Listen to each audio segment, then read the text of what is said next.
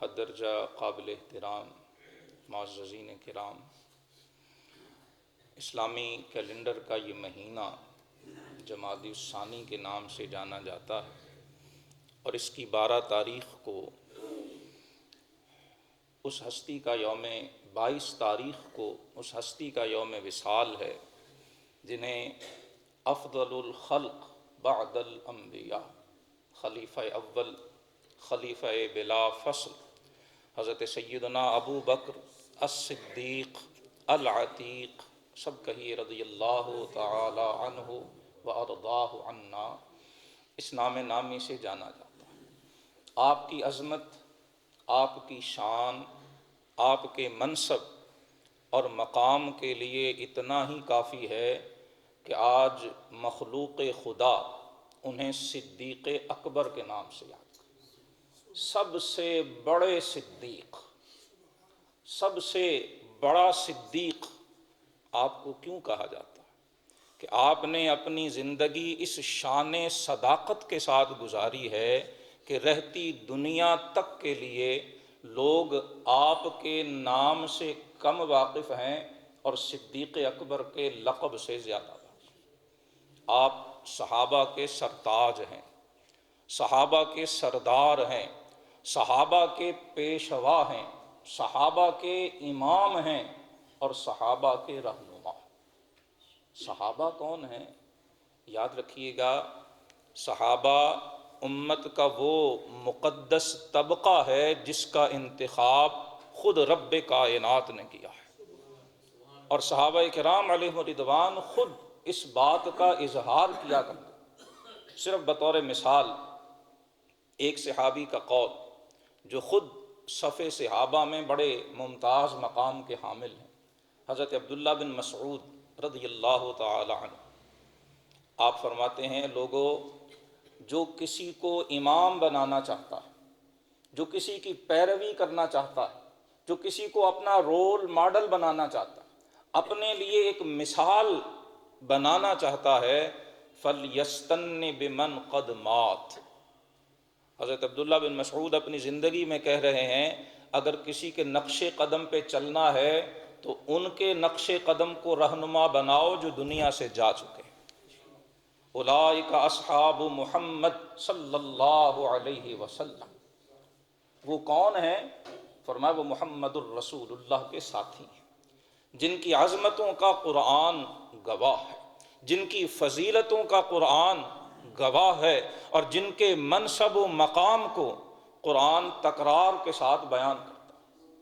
حضرت ابن مسعود کہتے ہیں، کانوا خیر ہذہ الامہ، لوگو، اصحاب محمد اس امت کا سب سے بہترین طبقہ تھا، جن کے سروں پہ دراصل کنتم خیر امہ کا تاج سب سے اول رکھا گیا، جو صحیح معنوں میں اس کے مصداق تھے، وہ دراصل محمد الرسول اللہ کے صحابہ تھے۔ آپ فرماتے ہیں، ابرہا قلوبا واعمقہا علما واقلہا تکلفا۔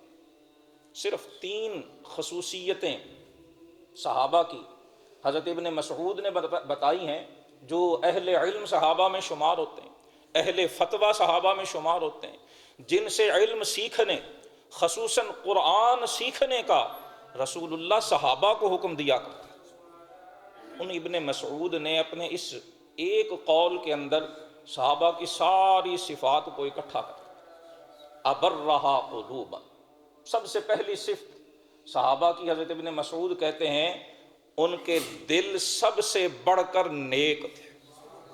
وہ دراصل نیک دل تھے، جنہیں نیک دل کہا جاتا ہے۔ ابرہا قلوبا، فرمایا امت میں قیامت تک جتنے لوگ آئیں گے ان میں دراصل سب سے بڑھ کر جو نیک دل تھے وہ صحابہ رسول تھے۔ وَأَعْمَقَهَا عِلْمًا، دل میں بر، دل میں نیکی اور علم میں گہرائی، جتنا گہرا علم صحابہ کا تھا قیامت تک کسی کا نہیں ہو سکتا۔ پہلی صفت دل کی نیکی، دوسری صفت علم کی گہرائی اور وسعت، اور تیسری صفت وَأَقَلَّهَا تَكَلُّفًا، فرمایا سب سے کم تکلف کرنے والے، صحابہ میں تکلف نہیں تھا، جو دل میں ہوتا تھا وہی زبان پہ ہوا کرتا، جو ان کی سوچ ہوتی تھی وہی ان کا عمل ہوا کرتا تھا، جو ان کا قول ہوتا تھا وہی ان کا عمل ہوتا تھا۔ وہ قول و عمل اور قول و فعل کے تضاد سے پاک ہستیاں تھیں۔ حضرت ابن مسعود کہتے ہیں قوم اختارہم اللہ لصحبت نبی۔ صحابہ کون تھے؟ فرمایا یہ وہ تھے جنہیں اللہ نے اپنے نبی کی صحبت کے لیے چن لیا۔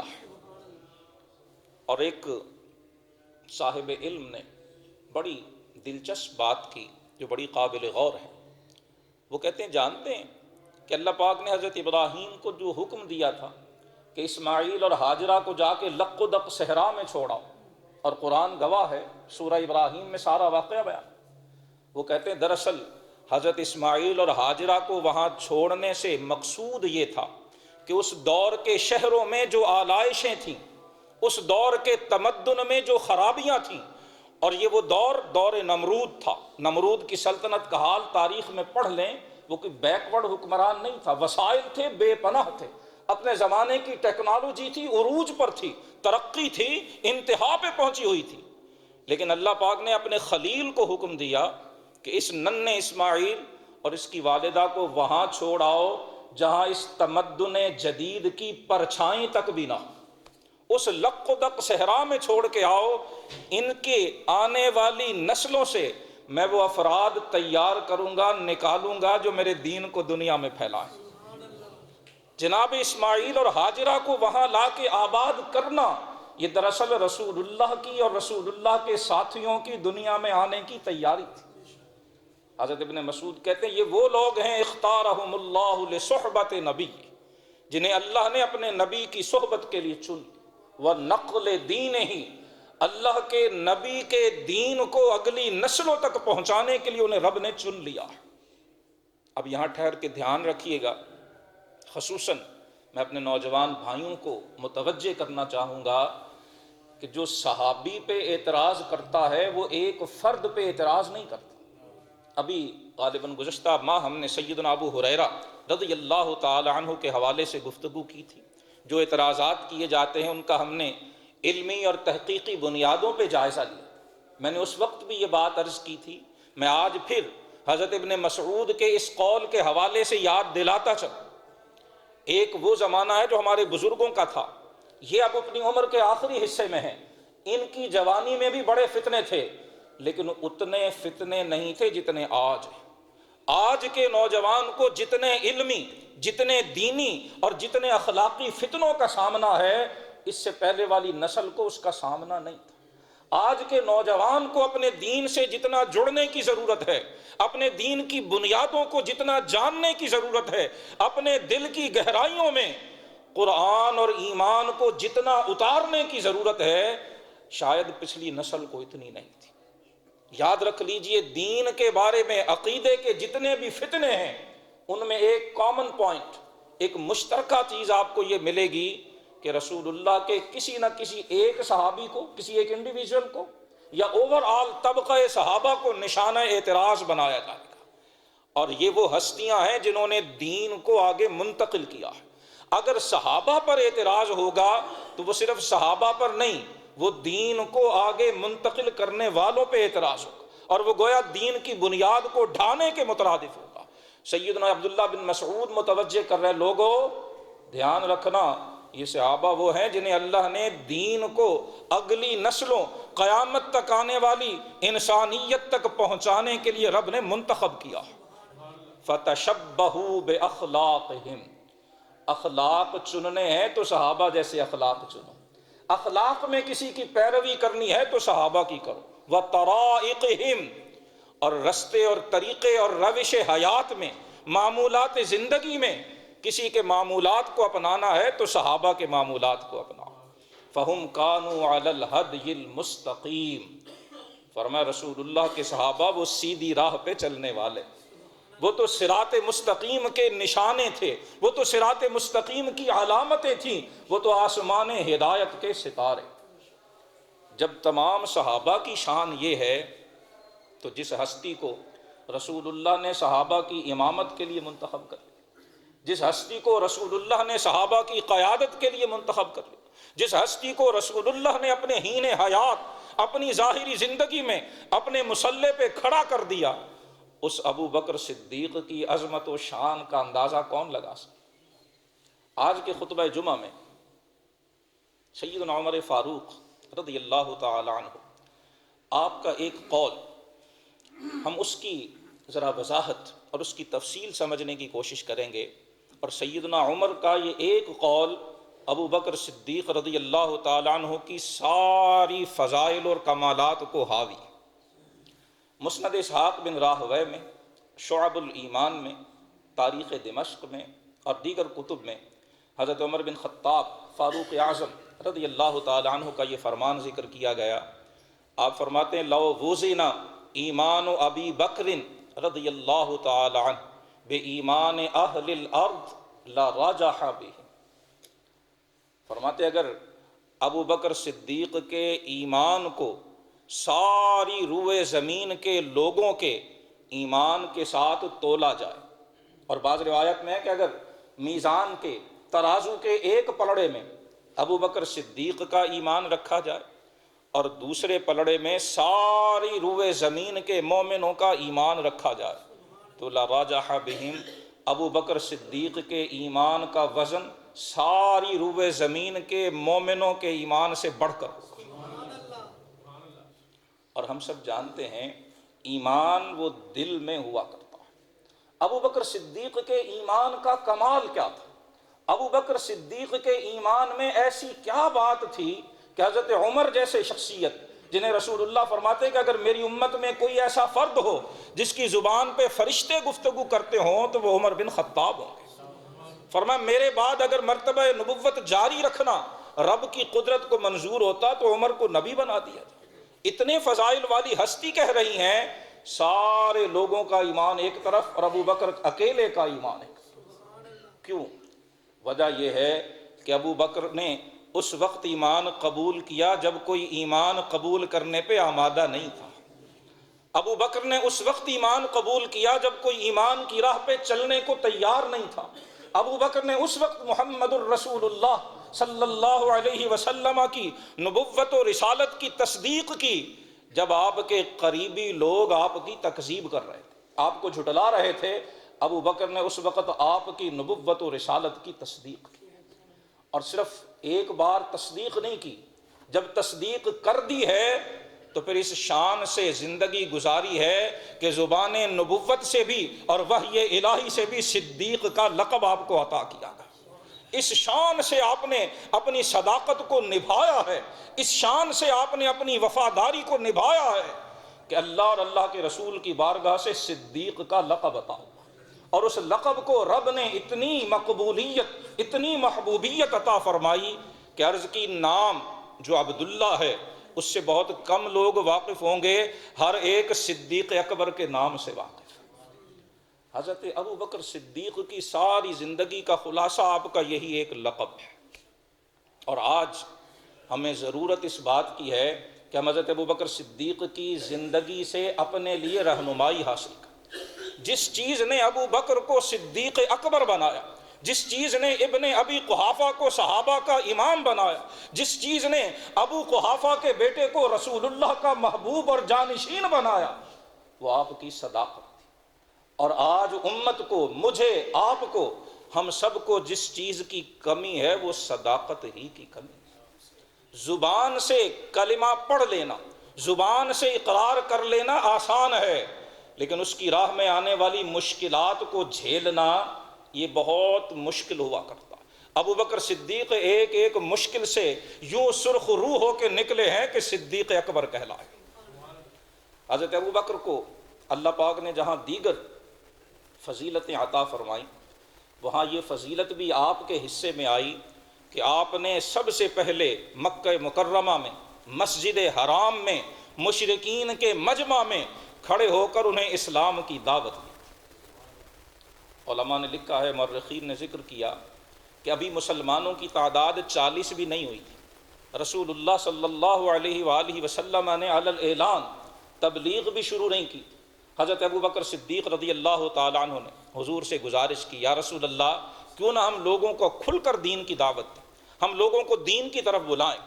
اللہ کے رسول صلی اللہ علیہ وآلہ وسلم نے فرمایا ابو بکر ابھی حالات سازگار نہیں، لیکن ابو بکر صدیق کی صداقت کا تقاضا یہ تھا کہ جسے خود سچ مانا ہے اس سے دوسروں کو بھی آگاہ کرے۔ جو نعمت اللہ نے مجھے دی ہے میں اس نعمت میں دوسروں کو بھی شریک کروں۔ آج ہم نے ابو بکر صدیق کی سیرت کریمہ سے یہ بھی سیکھنا ہے کہ ہم خیر دوسروں تک کتنا پہنچائیں، اور خاص طور پر کیا آج مشرکوں کو دین کی دعوت دینے کی ضرورت نہیں ہے؟ کیا آج کافروں کو دین کا پیغام پہنچانے کی ضرورت نہیں ہے؟ کوئی ذی شعور اس کا انکار نہیں کر سکتا، لیکن ہماری صلاحیتیں کہاں صرف ہو رہی ہیں، ہماری قوتیں کہاں صرف ہو رہی ہیں، ہماری شعوری صلاحیتیں، ہماری علمی صلاحیتیں، ہمارے مالی وسائل ہم کن کاموں میں خرچ کر رہے ہیں؟ اور غیر مسلموں تک دین کا پیغام پہنچانا، مشرکوں تک دین کا پیغام پہنچانا، مشرکوں اور کافروں کو دین کی دعوت دینا، آج اسوہ صدیقی کا یہ اہم سبق ہم فراموش کیے بیٹھے۔ اس ماہ جمادی الثانی کے مہینے میں ہم نے اپنی سیرت اور کردار کا سیرت صدیقی کے آئینے اور روشنی میں یہ جائزہ بھی لینا ہے کہ کیا ہم نے بھی کبھی کسی غیر مسلم کو دین کی دعوت دی؟ ابو بکر صدیق نے کیسے دعوت دی، کیا مشکلات جھیلیں، اللہ نے آپ کی دعوت میں کتنی برکت دی، وہ ہم سنیں گے، لیکن سوچنا سمجھنا یہ ہے کہ ہم نے اس کام میں اپنی زندگی کا کتنا حصہ صرف کیا۔ ابو بکر صدیق بھی دین کی دعوت دینے والے تھے، علی المرتضیٰ بھی دین کا پیغام پہنچانے والے تھے، اور دونوں کے ماننے والے آج بدقسمتی سے باہم دست و گریباں ایک دوسرے سے الجھے ہوئے ہیں، اور ابو بکر اور علی کا پیغام اور ابو بکر اور علی کے آقا کا پیغام، اسلام کا پیغام مشرکین اور کفار تک پہنچانا آج ہمارے خواب و خیال میں بھی، ہماری زندگی میں کبھی ہم نے سوچا بھی نہیں ہے کہ کیا ہم نے بھی غیر مسلموں تک جو نعمت ایمان سے محروم ہیں، جو نعمت اسلام سے محروم ہیں، جو نعمت قرآن سے محروم ہیں، ہم ان تک دین کا پیغام کیسے پہنچا سکتے؟ اور یاد رکھیے گا، پیغام صرف خطبوں سے نہیں پہنچتا، باتوں سے نہیں پہنچتا ہے۔ ابو بکر صدیق کی سیرت گواہ ہے کہ دوسروں تک پیغام میرے اور آپ کے کردار کے ذریعے پہنچتا ہے۔ غیر مسلموں تک پیغام پہنچانے کے لیے بہت بڑا عالم ہونے کی ضرورت نہیں ہے، بہت سی زبانوں کا ماہر ہونے کی ضرورت نہیں ہے، دنیا کی ساری ڈگریاں اکٹھی کرنے کی ضرورت نہیں ہے۔ سیرت صدیقی بتاتی ہے کہ اگر نعمت اسلام دوسروں تک پہنچانا چاہتے ہو، اپنے کردار میں صداقت پیدا کر۔ جب میرے کردار میں صداقت کی مہک آئے گی، جب میری سیرت میں، میرے شب و روز میں سچ کی جھلک دیکھی جائے گی، تو اس کی خوشبو خود بخود غیر مسلموں تک پہنچے گی۔ ابو بکر صدیق نے جو اسلام کی دعوت دی ہے وہ صرف زبان سے نہیں دی ہے، وہ اپنے کردار سے دی۔ مجمع مشرکین ہے، مسجد حرام ہے، لوگ بیٹھے ہوئے ہیں، ابو بکر صدیق رضی اللہ تعالیٰ عنہ کھڑے ہیں اور کھڑے ہو کر لوگوں کو دین کی دعوت دیتے ہیں۔ اے لات و منات کے پجاریوں، اے عزا کو عبادت کرنے والوں، اے رب کے ساتھ دوسروں کو شریک ٹھہرانے والوں، دیکھو تم پر رب کا کتنا کرم ہوا ہے، اللہ نے تمہیں محمد الرسول اللہ عطا کر دیا۔ چھوڑ دو لات و منات کو، باز آ جاؤ عزا کی پرستش سے، ان بتوں کو چھوڑ کے اللہ وحدہ لا شریک پر اور اس کے سچے نبی محمد پہ ایمان لے۔ ابو بکر صدیق نے دعوت دی اور مشرکین تو سننے پہ آمادہ نہیں، ایک دم آپ پر حملہ کر دیا، مارنا پیٹنا شروع کر دیا۔ اکیلے ابو بکر ہے اور مشرکین کا پورا مجمع ہے۔ ابو بکر کی عظمت یہی ہے، عرض کی تھی کہ اس وقت مانا ہے جب کوئی ماننے کو تیار نہیں تھا، اس وقت اعلان کیا ہے کہ جب اعلان کرنا اپنی جان کو ہلاکت میں ڈالنے کے مترادف تھا۔ ابو بکر اپنی جان رسول اللہ پہ اور دین پہ قربان کر چکے تھے۔ مشرکین نے حملہ کر دیا، آپ کو مارنا پیٹنا گھسیٹنا شروع کر دیا، نیچے لٹا کے زور زور سے مارنے لگا۔ عتبہ بن ربیعہ یہ مشرکین کے بدبخت ترین سرداروں میں سے، اس بدبخت کے پاس سخت جوتے تھے، اس نے ان جوتوں سے سیدنا ابو بکر صدیق کے چہرے پہ پیٹنا شروع کر دیا۔ اتنا مارا کہ آپ کا چہرہ سوج گیا، یہاں تک کہ مکہ میں پورے جو ہے وہ اس زمانے کی جو مکہ کی بستی تھی اس میں ایک طرح سے ہلچل مچ گئی، شور بپا ہو گیا کہ بنو تیم کے سردار کو سیدنا ابو بکر صدیق کا قبیلہ، قریش کا خاندان، بنو تیم بن مرت، بنو تیم کے سردار ابو قحافہ کے بیٹے کو، ابو بکر کو آج حرم میں شاید قتل کر دیا جائے۔ آپ کے قبیلے کے لوگ دوڑے، عتبہ بن ربیعہ اور دیگر شریروں کو ہٹایا۔ حضرت ابو بکر کو دیکھا تو حالت یہ تھی کہ یوں لگ رہا تھا شاید آپ جان سے ہی چلے گئے، قریب المرگ لگ رہے تھے۔ بڑی مشکل سے چند لوگ اٹھا کے آپ کو گھر میں لائے، اور پھر جب حالت دیکھی تو بنو تیم حضرت ابو بکر کے قبیلے نے مسجد حرام میں کھڑے ہو کر اعلان کر دیا، واللہ لئن مات ابو بکر لنقتلن عتبہ بن ربیعہ۔ حرم والوں سن لو، مکہ والوں سن لو، اگر ابو بکر کو کچھ ہوا تو ہم عتبہ کو زندہ نہیں چھوڑیں گے۔ عتبہ نے آج ابو بکر کے ساتھ جو ظلم کیا ہے سارا مکہ گواہ ہے، اگر ابو بکر کی جان گئی تو حرم والوں گواہ رہنا، ہم عتبہ کو زندہ نہیں چھوڑیں۔ حضرت ابو بکر صدیق اتنے شدید زخمی ہوئے، گھر لے جایا گیا۔ سارا دن جو اس زمانے میں علاج معالجہ تھا وہ ہوتا رہا۔ شام کے وقت دن ڈھلے، حضرت ابو بکر صدیق رضی اللہ تعالی عنہ آپ کو ہوش آیا، اور ہوش میں آتے ہی فتکلم آخر النہار۔ پہلے بھی ایک آدھ بار عرض کی کہ مشرکین کی روٹین اس دور کی یہ تھی کہ وہ صبح صبح حرم میں اکٹھے ہوتے۔ یہ صبح دن کے ابتدا کا واقعہ ہے، سارا دن بے ہوش رہے ہیں۔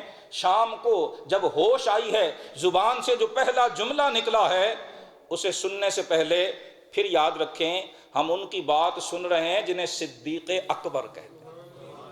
جو دل میں ہے وہی زبان پہ ہے، دل اور زبان میں کوئی دوری نہیں ہے، کوئی فرق نہیں ہے، کوئی ان کے اندر امتیاز نہیں ہے۔ ابو بکر صدیق کے دل میں بھی محمد الرسول اللہ تھے، زبان میں بھی محمد الرسول۔ سارا دن بے ہوش ہے، جان کے لالے پڑے ہوئے ہیں۔